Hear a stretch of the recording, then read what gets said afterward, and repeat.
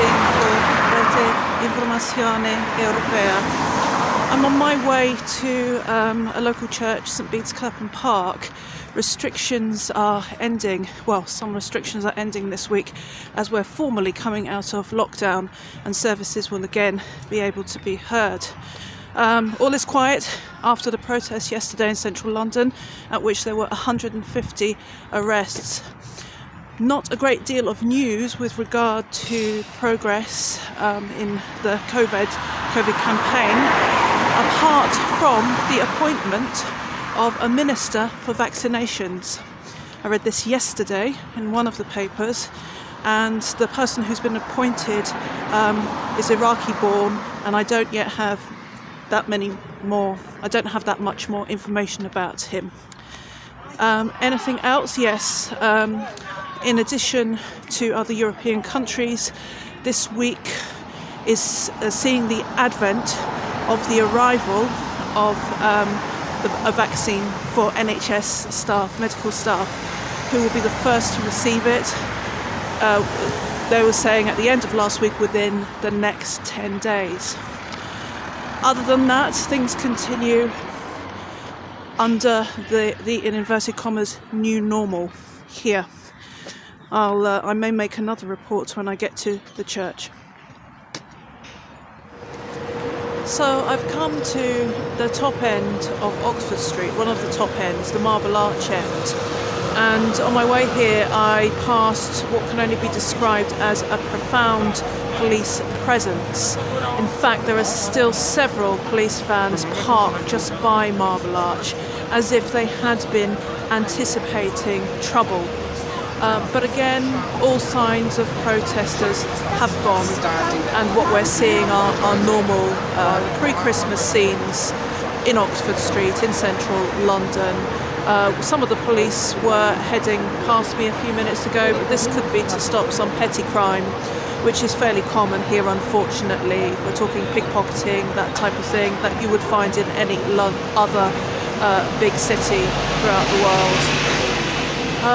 Otherwise, there's a little bit of activity here, but just the police vans lying in wait, and actually they're looking as if they've started to make their moves away from here, because quite possibly nothing else is going to kick off today in this place.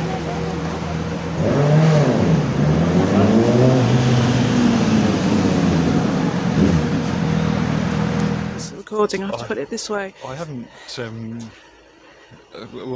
What you want to be? What you want it face to face? Yeah, well, it doesn't really matter. Yeah. Anyway, they'll edit this. So anyway, I bumped into my friend Peter on my way to St Bede's Clapham Park, and I thought I'd just ask him a few questions about his experience of the lockdown.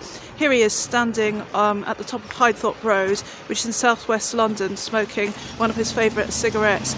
So Peter, how have you found lockdown this time? Not easy. I found the first lockdown relatively easy. I found this one a lot more difficult. I just think emotionally, it's difficult to say why,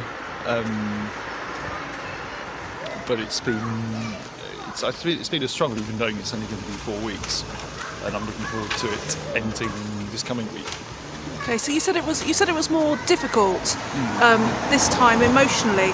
Do you think that could be because of the time of year? Definitely. Yeah.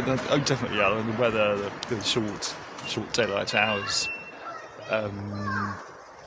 It's much more. It's been more difficult for me. So you said you're looking forward to the lockdown ending this week, even though we're in tier 2 and we have some restrictions. What will you be doing after it's ended on Wednesday? That's a good point, actually. I'm not sure what we are able to do, but I imagine we're able to meet our friends more and just get out and about more. I don't have a family, so my sort of group of friends around London, we contact each other by Zoom. It's not the same thing as meeting them face to face. So I'll look forward to doing that. Yeah. So you haven't managed to meet up with anybody in parks and things during this lockdown? No, I haven't. No. And you think that has impacted you adversely? I think it has.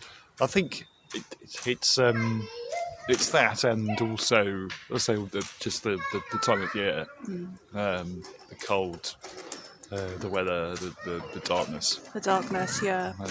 Yeah. Okay. All right, we'll leave it there. Thank you very much for your time. Let's hope you do lots of really great things now that the lockdown is coming to an end. Yeah. Okay. All right. See you soon. Thank you.